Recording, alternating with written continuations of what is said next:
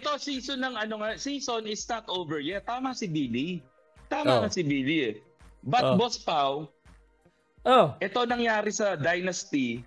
Ito, pakita ko sa inyo. Tanggalin niyo na yung Christmas tree. Ayan eh. Tapos na eh. Tapos na Dynasty, mga boss. Kailangan ng palitan.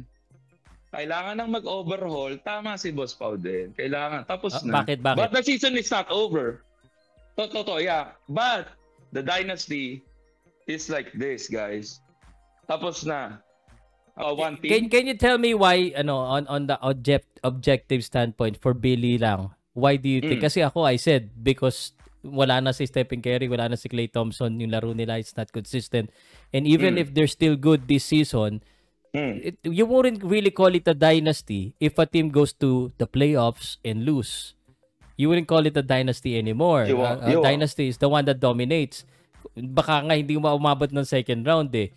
What do you think? Do you feel the same way na wala na talaga yung core ng Golden State Warriors? I like the strength in numbers. I like that drama with LeBron. Wala na eh. New bagong panahon na. Parang ABS. Nagsara na yung ABS. Wala na. Ganon. Okay. Na sila. Lubog na. Ito sa akin, bro. I think it's a trap what you're thinking. I think it's a trap with the Golden State Warriors. Billy, can you hear me? Yes, po. Yeah, I think it's a trap. And, I'm just concerned here. That's why I'm saying it's over. And the the Golden State Warriors need to stop being loyal to Stephen Curry or Klay or Draymond Green. Because I think that's what you think. Because when you think about dynasty, you think about those three players. Actually, gusto ko lang sabihin kay Billy, when you say a dynasty kasi, it's like a composition of players like, Tim Duncan run. They had Manu Ginobili, Parker, etc. And of course, Popovich. Hindi naman natin sinasabing Golden State is a bad team. It's just that team is no longer a dynasty. What do I mean? Kailangan na nilang i-breakdown yun. Actually, nasabi ko rin to kay Boss Pao na parang sayang na yung ibang games na talagang nagsashine si Steph Curry kasi everyone else around him aside from possibly Podziemski is not good enough for them to win. Kasi nga matanda na si Klay, matanda na rin si Draymond, si Steph matanda na rin, pero Steph Curry, kagaya na sinabi ko, Steph Curry's aura is almost the same as the best players that we have. Yung Ja Morant, Doncic. You could build around them. But the sad part is, baka hindi na pwede yung current team niya. So it's either siya yung umalis to join.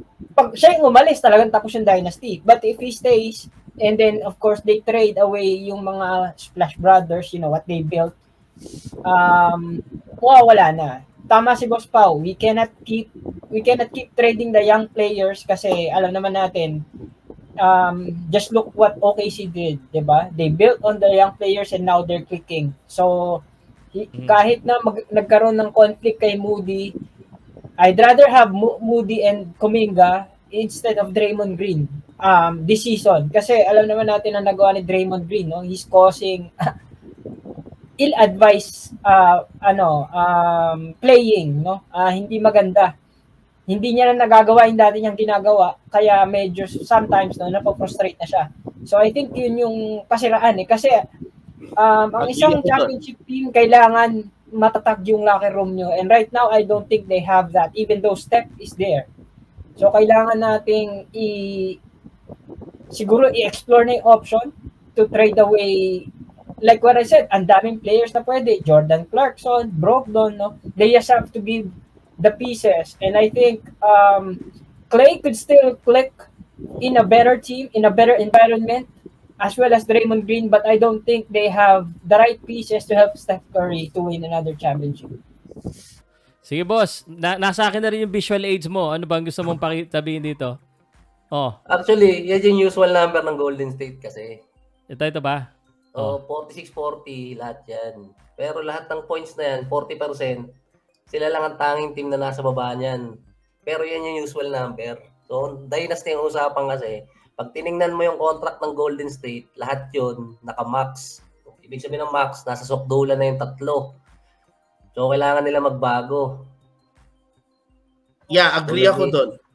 So, ibig sabihin ng tatlo, yung sinabi kasi kanina, ni Billy ata na winning champion, nasa winning culture na yung Golden State. Tama yun kasi nga sila katulad na ng LA.